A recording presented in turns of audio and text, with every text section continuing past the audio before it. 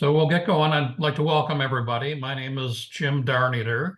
I am a member of Love Living at Home. I'm on the board of directors, and I'm also a volunteer. I'd like to welcome you. I'm going to give you a little bit of an overview on Love Living at Home, how things got started, and so on. Thina Lindhorst is our executive director as of December 1st. And so welcome, Thina. And she's going to cover services and volunteering. Carol Shealy is one of our charter members from way back when and is also very involved in volunteering and on committees and a member and so on. She's going to go through programs. I'll come back on and go through membership. And then Nancy Goldberg is one of our long-term members. She's going to talk about her experiences with Love Living at Home and what it has meant to her. So I would ask you to save your questions until the end if you can. However, if you would like to put a question in chat, we'll be glad to monitor that. So we'll do a Q&A at the end, and we'll stay as long as you have questions, because our goal today is to answer any questions that you may have that you have now or that may come up in the future. So would anybody care to share their question now as far as what you're hoping to learn? And if you can, Thina, can you see everybody when they raise their hand? Yep. Okay, so I'll let you monitor that. Okay, so let's go to the next slide. So Love Living at Home is a 501c3 not-for-profit that we opened in October of 2016. Our mission is to enhance the lives of our members, which is anybody over age 50. We cover the general Tompkins County area, and I say general because it's not strict borders. The key there is if we can service a particular member, we will go ahead and welcome them as a member. We give help to people when it's needed. And we also provide means for our members to stay connected with one another. So that's fundamentally what we do. How this all got started was back about probably 18 years ago now. A group of people at Beacon Hill Village in Boston got together. They were neighbors and friends, and they were all getting on in age and decided that they wanted to put an organization together that would do the two things that I talked about, provide help as well as stay socially connected. So they started Beacon Hill Village, which is still thriving today. And that became the model nationally for a aging in place movement. So back about in 2014, there were 4 people that were watching the Brian Williams evening news talking about the village concept. And those people got together and started planning for Love Living at Home. So it took about 2 years of planning, getting community buy-in, talking to people who were interested in this concept, talking to people in gerontology in the area, and really putting a framework together for our own village.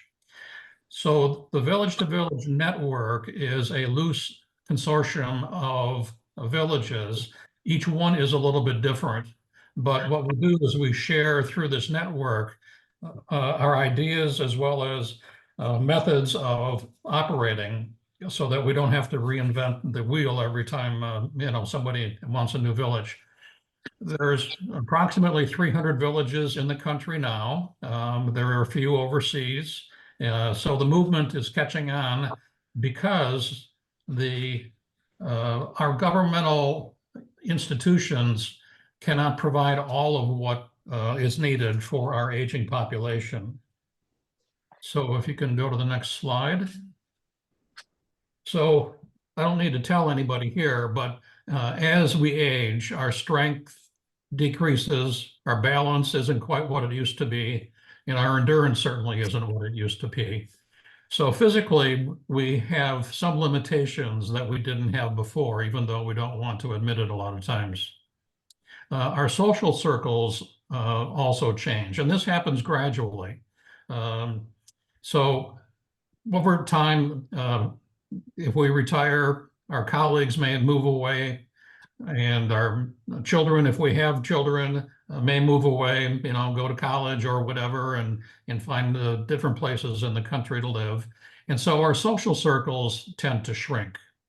Um, so we end up with a lot of spare time, and we want to stay actually engaged as best we can. So if you can go to the next slide. So what we want is to maintain those social connections. We also want a purpose in our life. That may be something related to the career we had before, or it may be something that we are interested in pursuing. So new interests, old interests, things that will keep us engaged is really what we're hoping to continue with people. We also want to maintain our home independence. 90% of people polled in the older demographic say that they want to age in their own house. And we've got a member who very famously in the first year, I think she said, well, I love this organization because it's my house and my rules. And that really stuck with me because it really allows people to maintain their independence, but stay engaged and basically play by their own rules, if you will. So the idea is we are not a social service. And so what needs to happen is we would like you to want us to stay socially engaged and so on before you need us. And needing us, if you can go to, there we go. So what we want is to be safe and secure. We also want a healthy lifestyle. So we want to stay active, eat well. I mean, we read this all the time in articles and the news and so on, how to get sleep and so on. We also want mental stimulation and as I said, stay socially connected. The key there is that studies have shown that isolation is the third leading cause of death of an older demographic. And so if we can keep people mentally stimulated, socially engaged as best we can, that's really what we're hoping to accomplish. So in all of this, we give back to the community. It's a healthier community.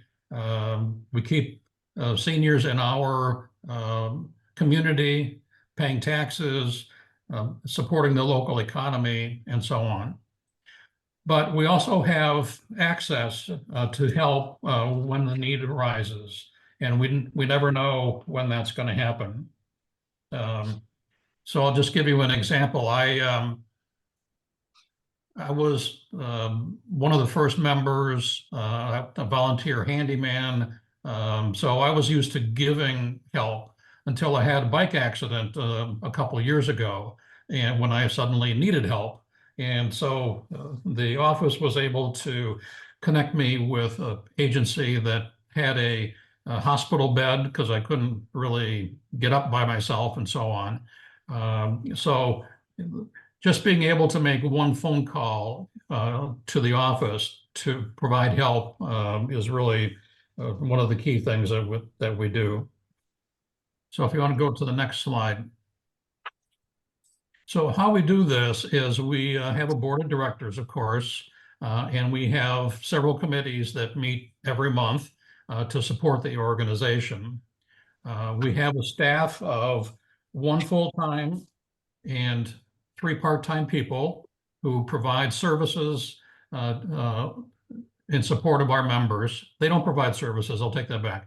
They provide the connection to services. because the services are provided by our volunteers. And Athena's going to talk more about that in just a little bit. We're a member-driven organization. We highly encourage our members to participate. They will get, anybody who participates in the organization gets much more out of their membership.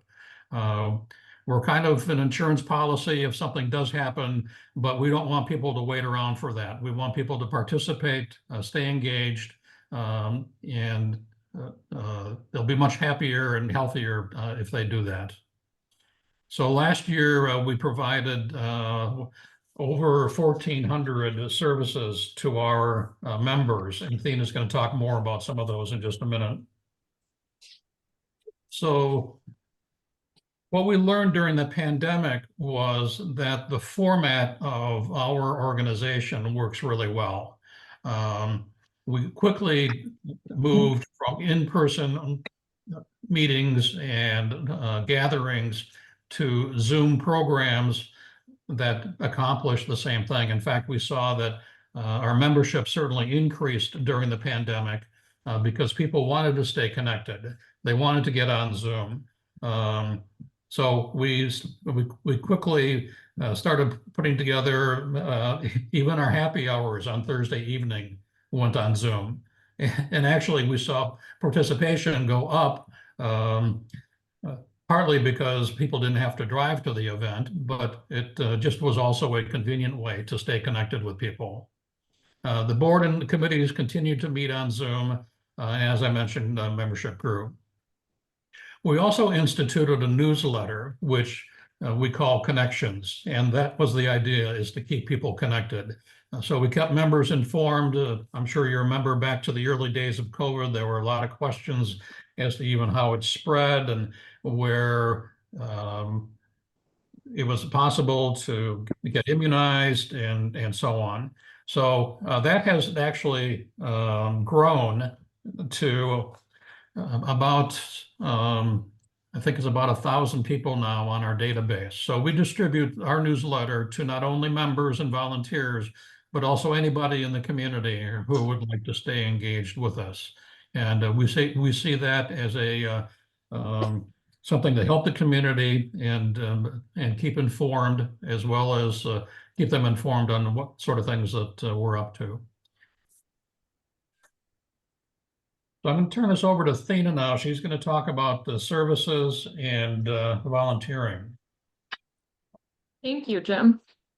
So yes, as Jim mentioned, Love Living at Home provided 1,450 services in 2023. So Love Living at Home provides service connections directly for volunteers. All services are done by volunteers of Love Living at Home. So you'll see some examples of services such as grocery shopping, errands and household tasks. So that could be, you know, changing a light bulb or taking out garbage, minor home maintenance, and lawn garden projects. So even, you know, helping someone plant tulips for the upcoming season.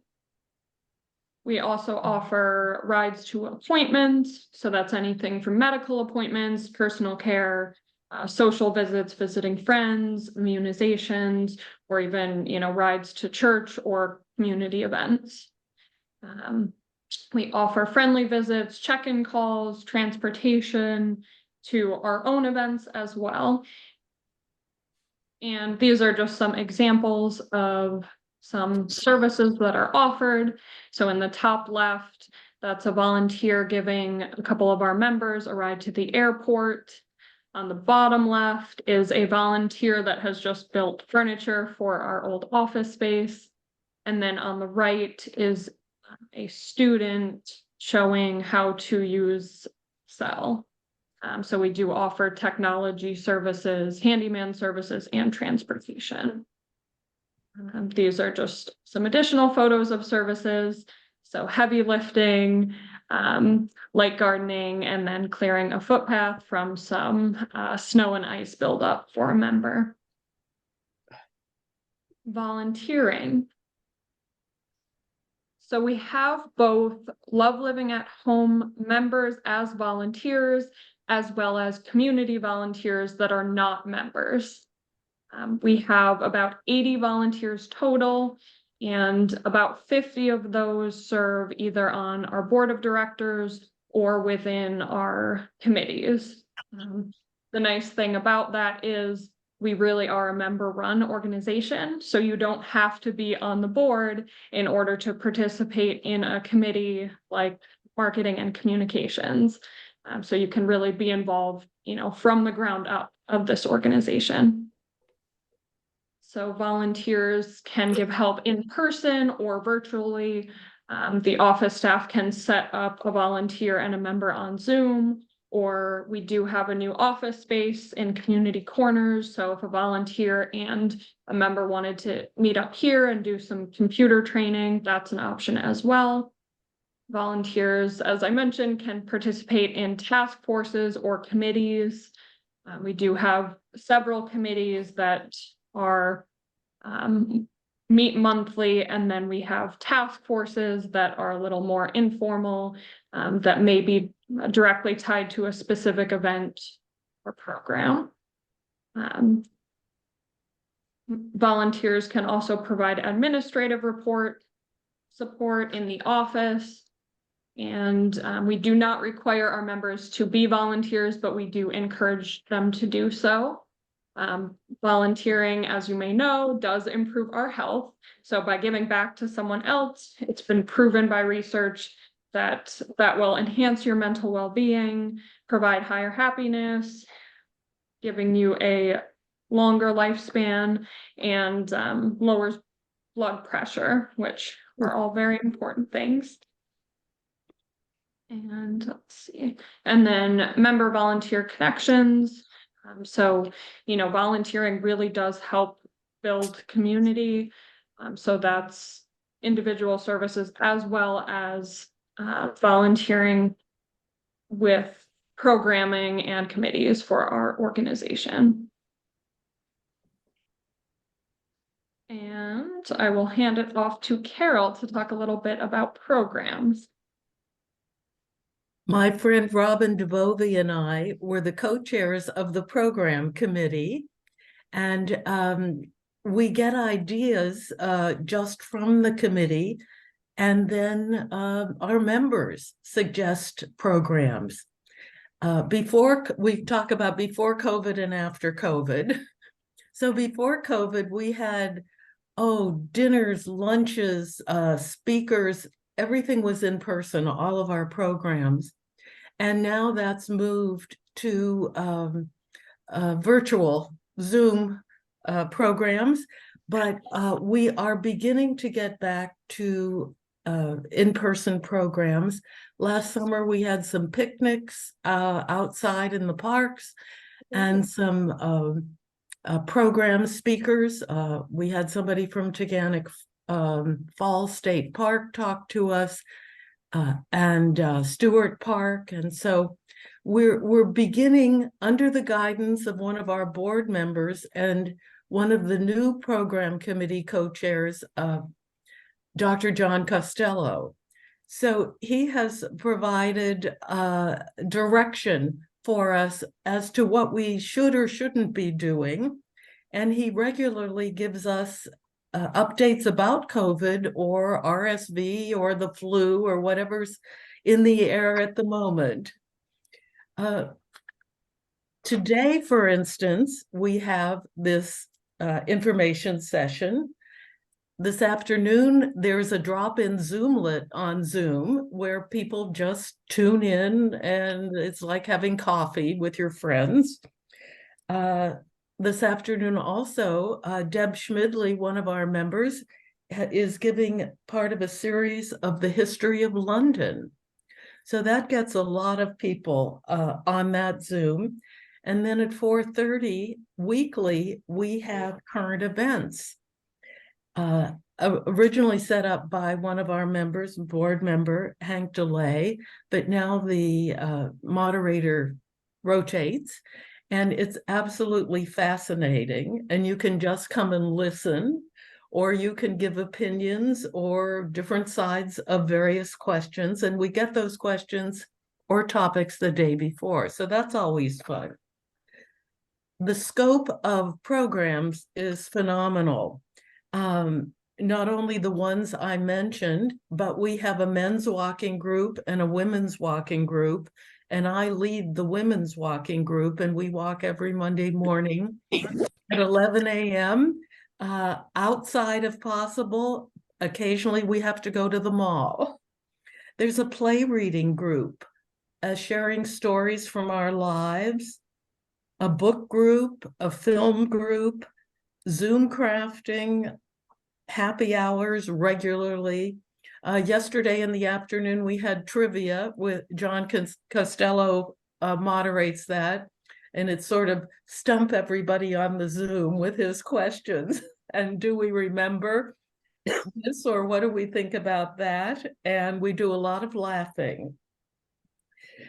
Some of the one-time programs we've had in the last year or two, how you select a hearing aid. We had a behind-the-scenes tour of the Laboratory of Ornithology at Cornell. Dinner at the Antlers. Let's see, on Wednesdays, I think every other Wednesdays, people gather at the mall at Cup of Joe's for just casual conversation. And we've started a meeting for lunch at the Corners. It used to be Hope's Way. Now it's, I think, Greg's Cafe, Greg's Corner Cafe. And do I have it wrong? It's Adam's Cafe. Oh, Adam's Cafe, right. And we did that for the first time 2 weeks ago, and it was great fun. And people just come if they want to. They have a cup of coffee if they don't want to get a sandwich or salad or something. And it's good times and good talks, and another way to get together. We've had a number of history talks, talks about the weather. We're planning all sorts of other activities for the future. We've regularly had talks from a curator at the Johnson Museum of Art, and we've gone on boat trips in the summer on the MV Teal from Cass Park. So I'm only giving you a few, but the lists are on our website, and we are always interested in people's ideas of other things that we should be offering to our members. And they're well attended, and they're great fun, and a really wonderful way to get together on Zoom or in person.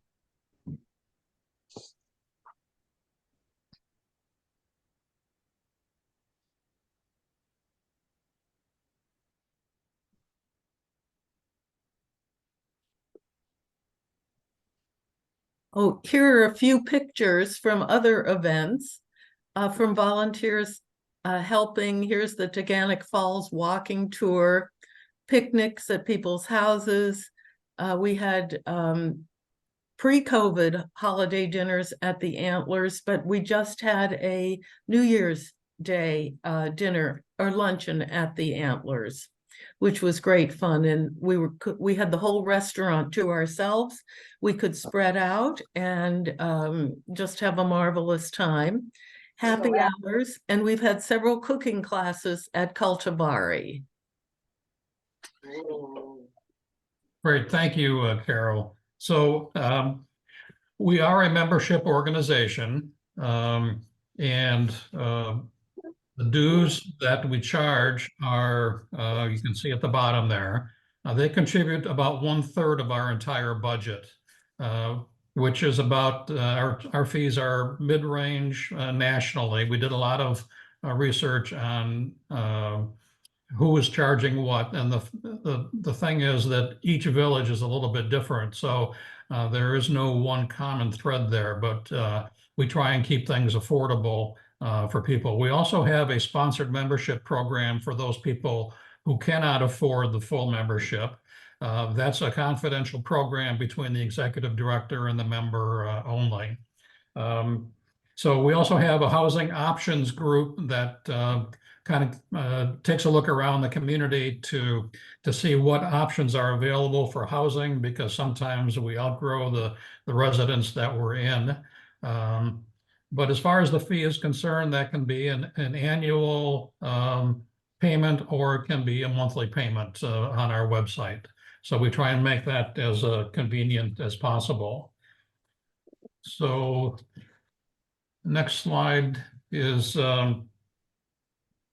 once you become a member, we match you to an existing mentor member, if you will, to kind of help you through any questions that you may have and get you oriented and acclimated to our community.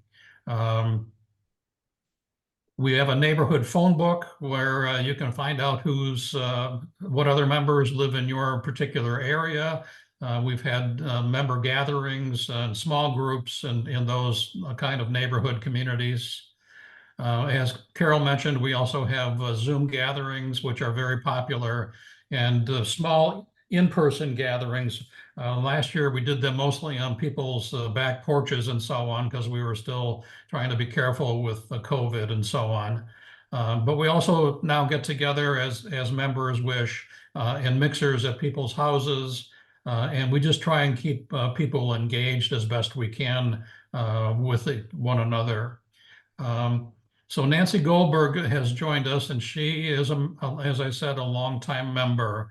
And she wants to share with you some of the things that she has experienced with Love Living at Home. So Nancy, it's yours.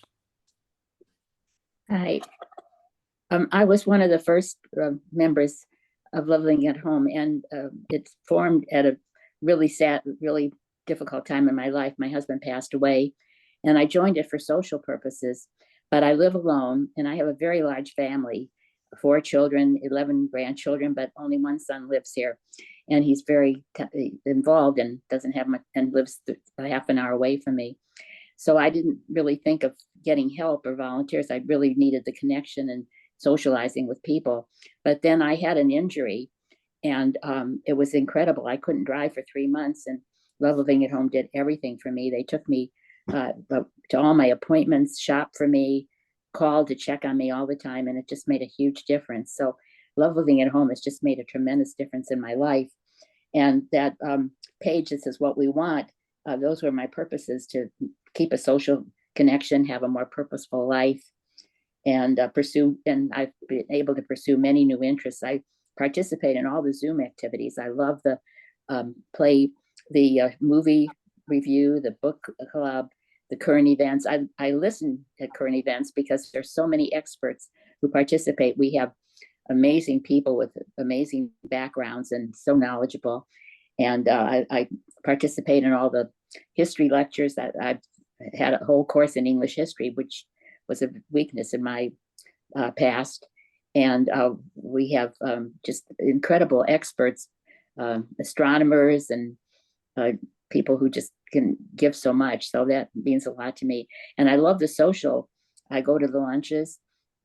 I still need help driving certain places. I'm going to be 89 in a couple of weeks, and I've lost 5.5 inches, almost 6 inches actually. So I have to be careful where I drive. But Love Living at Home always helps me. And some of the group meetings are small, but they're very enjoyable. And we have some new things planned in the next 2 months that are interesting. The monastery, the book, Buffalo Books, just so many activities that are always different. And it just makes such a difference in my life. And I just, before this program started, I had news that my oldest daughter-in-law's mother, who's going to be 100 next June, fell carrying laundry from up downstairs and broke her hip. And I was thinking, she has only her daughter and my son to help her. She has no one there. And Love Living at Home always steps in when people have difficulties or injuries. So that means so much. So I can't say enough about the organization. It just fills such a void in my life. And I'm still living alone, and get all the help and enjoyment from Love Living at Home. Great, Nancy, thank you. So I joined Love Living at Home partly because my wife is one of the founders, but more importantly, I wanted to do something when I retired. So I became I was still working full time, so I became one of the handymen and joined one of the committees and volunteered my time actually originally on the program committee. So, Athena, you can exit the screen share if you would.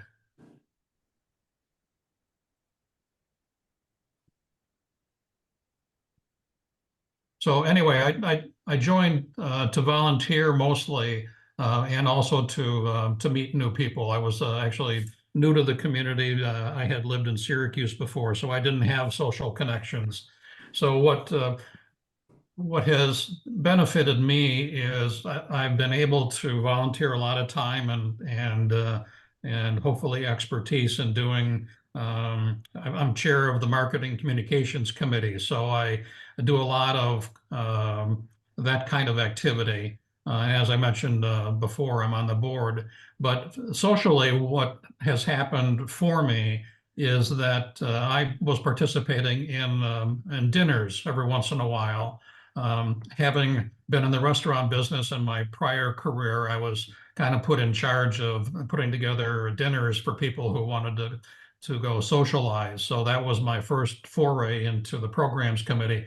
But the benefit that I got by participating in those is I met a couple of guys that like sports like I do. And I really, love I've been involved in sports. My kids have been involved in sports.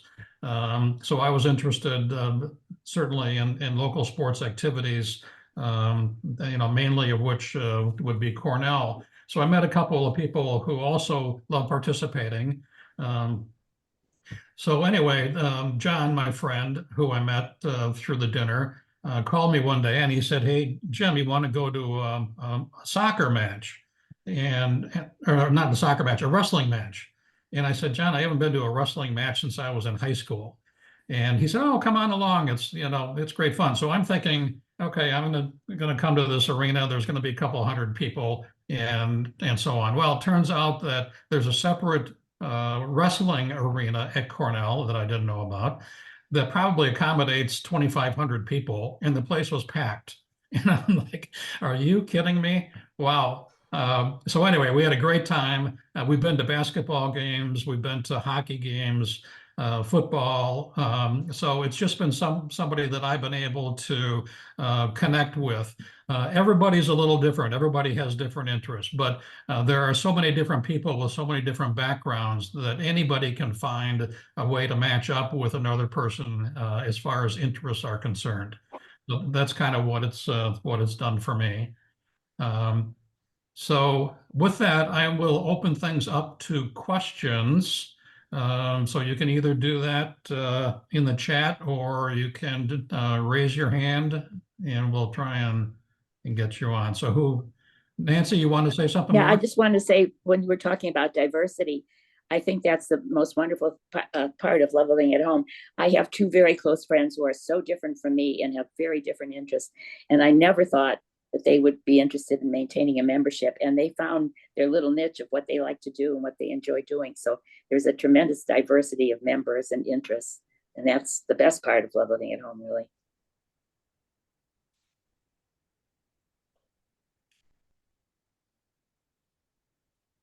Questions? Concerns, comments?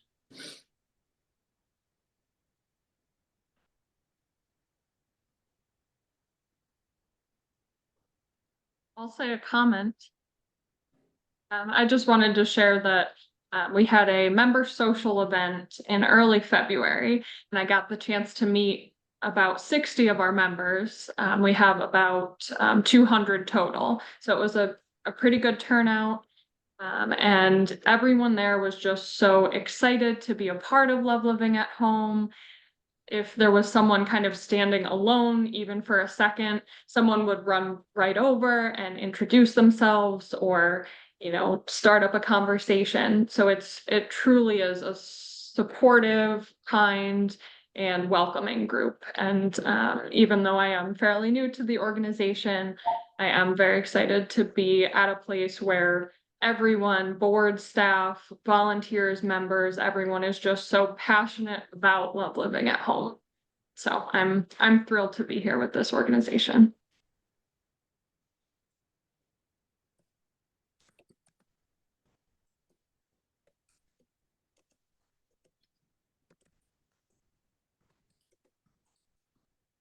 Okay, nobody has any questions?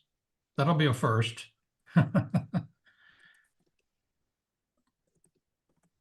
What did we miss? Maybe nothing. Wow, okay. Well, we will,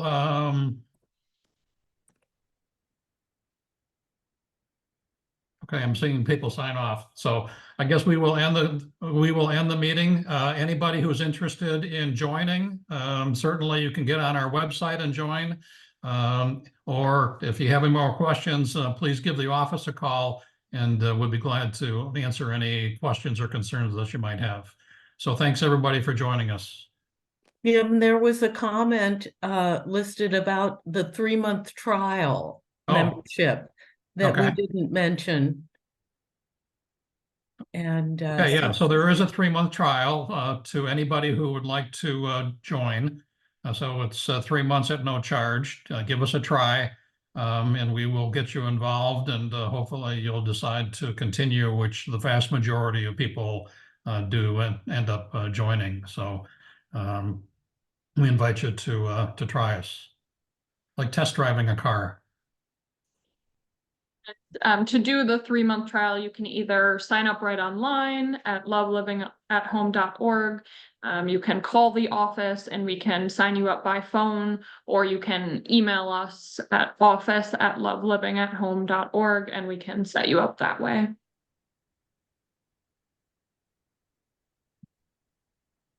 Okay, well, again, thanks everybody for joining us. Have a great day. Thank you. Thank you.